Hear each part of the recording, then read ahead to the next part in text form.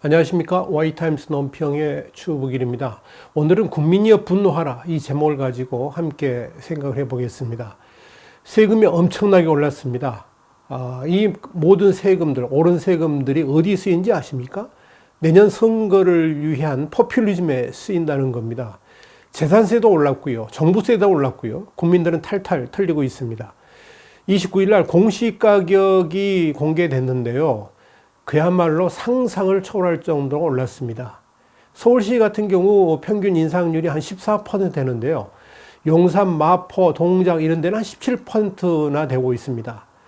근데 이 주택 공시가격이 오르게 되면 재산세, 종합부동산세, 보유세, 건강보험료, 기초연금 다 오르게 돼 있습니다. 당장 올 하반기부터 재산세가 오를 겁니다. 서울의 경우에는 송파, 용산 같은 데는 보유세만 아마 30에서 한 45%, 많은 데는 한 50%까지 늘어날 것이다 하는 전망도 있습니다. 문재인 정부 들어서 서울의 집 한 채 재산세만 한 35% 정도 올랐다는 통계가 있는데 앞으로 이게 더 오를 것 같습니다. 부동산세만 오른 게 아니라 4대 보험료도 오르고 있습니다.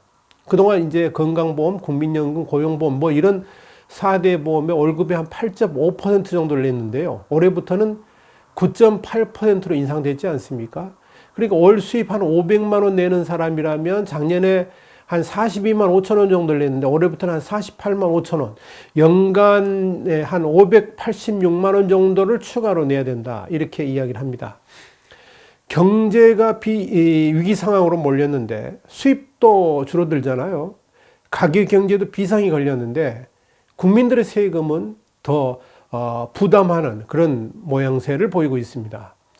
근데 이 가게만 지금 힘든 게 아니고 기업들도 늘어난 세금에 죽을 맛입니다. 저성장의 세금은 지금 급증을 하고 있습니다. 정부가 지난해 국민들로부터 걷어들인 세금이 얼마인지 아십니까? 원래 계획보다 25조 정도를 더 걷어들었습니다. 그래서 전부 377조 9천억, 거의 한 378조를 걷었는데요. 역대 최대 규모의 초과 세수를 걷어들인 셈입니다. 1년 새에 9.3% 그러니까 한 32조 1천억 정도가 더 늘어났습니다. 그러니까 GDP 생산, 그러니까 국민 총생산은 3% 증가했으니까 이렇게 보시면 됩니다. 3% 증가한 것에 비해서 세금은 9.3% 늘어났으니까 거의 실제 성장한 것보다 한 3배 이상의 세금을 더 냈다라고 보시면 틀림없습니다. GDP 대비 이 세금 비율인 조세 부담률도 21.2%로 역대 최고였습니다. 이 전년보다 1.2% 높아진 상승폭도 2000년 이후 최대였습니다. 특히 지난해는 이제 생산, 투자, 고용 이런 주요 경제 지표가 다 하락됐지 않습니까? 기업의 수지도 내리막길을 걸었고요. 덩달아 이제 국민들의 호주머니도 가벼워졌는데 유독 정부의 곳간만 엄청나게 배를 불린 셈이 된 겁니다. 그러니까 아예 기업들을 포함해 가지고 국민들의 호주머니를 탈탈탈 턴 겁니다. 탈곡기로 턴 겁니다. 이렇게 정부가 잘못 추계해 가지고 초과 세수를 했으면 국민들에게 미안한 마음이라도 가져야 되는데 문재인 정부는 되려 올해 역시 세금을 어떻게 더 많이 걷어들일까, 국민들로부터 어떻게 세금을 더 강탈해 갈까 이런 것만 연구하는 것 같습니다. 근데 세금이 대폭 늘어났는데 문제는 이런 세금들이 서두에 말씀드린 것 같이 선거를 겨냥한 포퓰리즘에 쓰인다는 겁니다. 문제는 이렇게 엄청난 초과 세수를 이뤘으면 이걸 어떻게 잘 써야 될 것인지 연구하는 게 당연한 거 아닙니까? 그게 정부로서 당연히 할 일이죠. 그리고 그게 국민들에 대한 예의죠. 그런데 문재인 정부는 이렇게 엄청나게 늘어난 국민들의 세금을 가지고 다른 게 없습니다. 내년 선거에서 어떻게 승리할 것인가 이것만 지금 생각하고 그냥 돈을 펑펑펑 쓰고 있습니다. 이걸 우리는 세금 주도 성장이라 이렇게 이야기합니다. 그러니까 이 문재인 정부의 핵심 경제 정책이 뭐였습니까? 소득 주도 성장 아닙니까? 이 소득 주도 성장은 이미 실패했음이 여실히 드러났고요. 오히려 경제를 역전시킨 장본인이다. 이건 이미 확인 다 된 거 아닙니까? 그러니까 추락한 경제를 이렇게 세우기 위해서 근본적인 대책을 세우지 않고 이 소득 주도 성장을 포기할 생각은 없고 마이너스 된 국민들의 지갑을 뭘로 채우려고 그러는 거예요? 세금으로 채우는데 그것도 엉뚱한 데다 돈을 뿌리면서 국민들의 마음을 달래보려고 합니다. 이런 어줍잖은 행태들을 문재인 정부가 지금 하고 있는 겁니다. 지금 문재인 정부에게 있어서 국가 재정의 건전성은 안중에도 없습니다. 그러니까 앞으로 5년 후, 10년 후 그건 어떻게 되든 그건 우리가 알 바 아니죠. 지금 왜냐하면 문재인 정부에서는 그 5년 그렇게까지 가지는 않을 거니까 앞으로 3년이 끝나잖아요. 그러니까 10년 후에 어떻게 되든 나라가 어떻게 되든 그때 누가 대통령이 되건 그건 그때 일이고 지금 우리는 우리대로 돈 쓰겠다. 그런 뭐 그런 이야기입니다. 오직 그러니까 지금 눈앞에 내년 선거만 가득합니다. 내년 총선에서 표를 더 얻을 수 있는 뭐 그런 방식이라 그러면 헬리콥터에서 현금이라도 뿌릴 요량입니다. 아주 제멋대로입니다. 결국 국민들의 호주머니를 쥐어짜가지고 세금을 엄청나게 더 걷어놓고 이것으로 이 세금으로 실질적인 매표 행위를 하겠다는 것과 진배가 없습니다. 토마스 제퍼슨은 피통치자의 동의가 민주국가의 존재 원리라 그랬습니다. 그러니까 국민들의 동의가 민주국가의 존재 원리라 그랬습니다. 근데 국민이 동의하지 않는다 그러면 이것을 바로 우리는 폭정이라 그런다. 이렇게 이야기를 했습니다. 문재인 정부는 과연 세금을 이렇게 대폭 늘리는 것에 대해서 국민의 동의를 구한 적이 있습니까? 일방적입니다. 심지어는 이번에 지표 오른 것에, 부동산 지표 오른 것에 대해서 공개하라 할 땐 공개할 수 없다 그러잖아요. 그건 비밀이랍니다. 그래 놓고 무조건 정부가 정했으니까 돈 내라 이야기입니다. 세금 내라 이야기입니다. 오히려 과거 선거 운동할 때, 대선 할 때 뭐라 그랬습니까? 세금을 늘리지 않겠다 그러지 않았어요? 세금 늘리지 않고 경제 성장하겠다고 약속하지 않았습니까? 그 약속 어디로 갔습니까? 이렇게 세금을 더 걷어가지고 앞으로 어떤 것에 어떤 방식으로 쓰겠다고 국민들한테 설명이라도 한 번이라도 제대로 한 적이 있습니까? 예비 타당성 조사를 면제해 가면서 전국 각지에 세금 쏟아붓기를 하는데 이것에 대해서 국민들에게 동의를 구한 적이 있습니까? 없었다면 지금 문재인 정부는 폭주를 하고 있는 것이고 이것이 바로 폭정이라 하는 이야기입니다. 그러니까 문재인 정부는 경제는 아무런데 돈을 펑펑 쓸 생각이나 지금 하고 있습니다. 문재인 정부의 경제정책 한마디로 성장 경제가 아니라 분배 경제입니다. 파이를 키우기보다는 있는 것을 나눠 먹자는 색채가 훨씬 강합니다. 그래서 반기업에다가 기업 적대시 정책이 넘쳐나는 것이고 그래서 세금 뜯어먹기에 혈안이 되어 있는 거 아니겠습니까?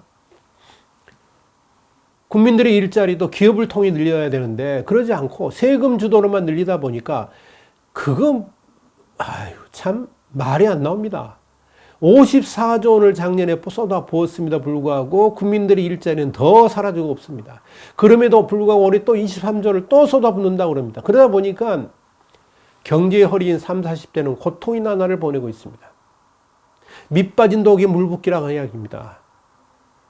그러다 보니까 소득 주도 성장을 앞세운 문재인 정부가 오히려 국민들의 소득을 더 줄이는 최악의 결과로 다가가고 있는 것입니다. 분명한 건 아무리 세금 퍼붓기를 한다 할지라도 정책의 모순을 가릴 수는 없습니다. 아무리 세금을 퍼워도 소득주도 성장이 빛나고 광나고 절대 그렇게 될 수가 없는 겁니다. 그럼에도 불구하고 문재인 정부는 또 6조 넘는 추경 예산을 짜겠다고 그러고요. 내년에는 500조 원이 넘는 슈퍼 예산을 예고하고 있습니다. 이 엄청난 예산이 어디서 나올 수 있습니까? 경제는 추락하다 못해가지고요. 마이너스 성장으로 향하고 있습니다. 심지어는 삼성전자마저도 마이너스를 향해 가고 있습니다.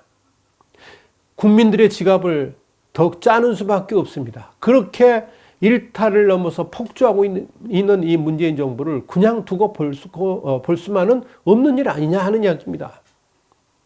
문재인 정부는 국민들한테 분노하라고 충동질하면서 그 힘을 바탕으로 집권했습니다. 세월호에 대해서도 그랬고요. 박근혜 플러스 최순실을 고리로 해가지고 국민들의 분노를 자극했습니다. 그러면서 이게 나라냐라고 대변되는 분노의 결집체를 만들어냈습니다. 이들의 분노는 상대적 박탈감에 대한 분노였고 또 정의를 내세운 분노였습니다. 그런데 그들이 짓고 난 지금 대한민국은 어떻게 흘러가고 있습니까? 그 분노와 그 정의가 대한민국을 더 안전하게 만들고 더 잘 살게 만들고 있습니까? 그야말로 나라다운 나라로 향하고 있는 겁니까? 아닙니다. 완전한 역주행입니다. 이젠 국민들의 호주머니를 강제적으로 약탈하는 강도 집단의 정부로서 변질되어 가고 있습니다. 얼마 전 편의점에서 너무나도 배가 고파서 삼각김밥을 훔쳐 먹었다는 28세 청년을 기억합니까? 이게 문재인 정부가 지향하는 모두가 잘 사는 나라입니까? 북한에 쏟아부을 돈이 있으면 바로 이런 청년들 향해서 예산을 투입해야 되는 거 아닙니까? 실업자들이 기록적인 수치로 거리로 쏟아져 나옵니다. 고용, 소비, 투자 모든 면에서 최악의 기록으로 나날이 신기록을 경신하고 있습니다. 실업급여만 하더라도 2018년보다 1조가 늘어난 7조 4천억 원의 예산이 책정됐습니다. 그런데 이 또한 제대로 버텨낼 수 있을지 모르겠습니다.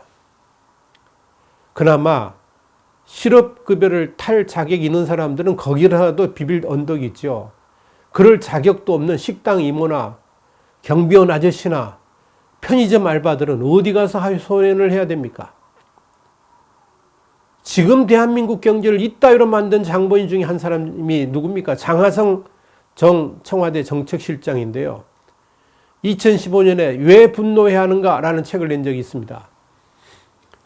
장하성 씨는 이 책에서 불평등 구조는 혁명적 혁신 없이는 바로잡기 힘들고 정의롭지 못한 현실에 분노해야 된다라고 이야기했습니다. 그가 꿈꿨던 경제혁명이 지금 어떻게 됐습니까? 현실에 기반을 두지 않고 사회주의적 이상으로 대한민국 경제를 이렇게 난도질 해놓고 지금 그런 중국 대사로 가 있습니다. 그러면서 죄책감도 없습니다. 미안한 마음 1도 없습니다. 하긴 대통령마저도 지금의 이렇게 엄중한 경제 현실을 보면서 뭐라고 그랬습니까? 한국 경제는 탄탄하다 할 정도니까 더 말할 필요가 뭐 있겠습니까? 세금 주도 성장을 위해서 국민들의 지갑을 강탈해가는 이 정부에 대해서 그럼에도 불구하고 문제의식을 전혀 가지고 있지 않는 이 정부에 대해서 뭐가 문제인지도 모르면서 세금이나 펑펑 쓰려고 하는 이 문제에 대해서 이젠 국민들이 스톱을 외쳐야 되는 거 아닙니까? 분노해야 되지 않겠습니까? 국민들이요, 분노해야 됩니다. 오늘 와이타임스 논평 세금 쥐어짜 매표를 하려고 하는 이 정부에 대해서 국민이여 분노하라. 이 제목을 가지고 함께 생각을 해봤습니다. 다음 시간에 다시 뵙겠습니다. 감사합니다.